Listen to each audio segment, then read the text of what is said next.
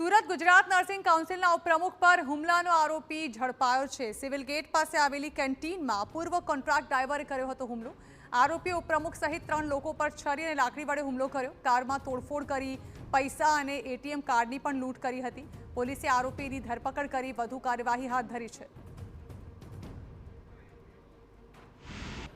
પાછળ મેં કીધું ચેતન શું થયું, સીધો મારી પર 2-3 મુક્કા માર્યા, ચપ્પુ મારવાનો પ્રયત્ન કર્યો, ડ્રાઈવરે પકડી લીધું, ફરી મારવાનો પ્રયત્ન કર્યો તો બધાએ પકડતા હતા હું નીચે પણ પડી ગયો અને ફરી મારવાનો ચપ્પુનો પ્રયત્ન કર્યો ત્યારે મારા પગના અંગૂઠા આગળ લાગ્યું।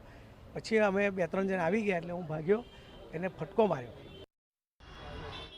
તો મહત્વનું છે કે આરોપી સિવિલ હોસ્પિટલમાં અગાઉ પૂર્વ કોન્ટ્રાક્ટર ડ્રાઈવર તરીકે ફરજ બજાવતો હતો। આરોપીની પત્નીએ તેના પર ફરિયાદ નોંધાવતા તેને ઉપપ્રમુખ પાસે મદદ માંગી હતી, પરંતુ ઉપપ્રમુખે આરોપીને મદદ કરવાની ના પાડતા તેણે ઉશ્કેરાઈને ઉપપ્રમુખ પર હુમલો કર્યો હતો। સમગ્ર મામલે આરોપીની ધરપકડ કરી પોલીસે વધુ કાર્યવાહી હાથ ધરી છે। અગાઉ કોન્ટ્રાક્ટ ડ્રાઈવર તરીકે નોકરી કરતા ચેતન નટુ સોલંકીએ તેમના ઉપર લાકડી અને ચપ્પુ લઈને હુમલો કરેલ અને ગાડીમાંથી પર્સ અને બીજો સામાન લૂંટી લીધેલ બાબતની હકીકત જણાવતા પોલીસે ગુનો દાખલ કરી અને આગળની તપાસ ચાલુ કરી છે।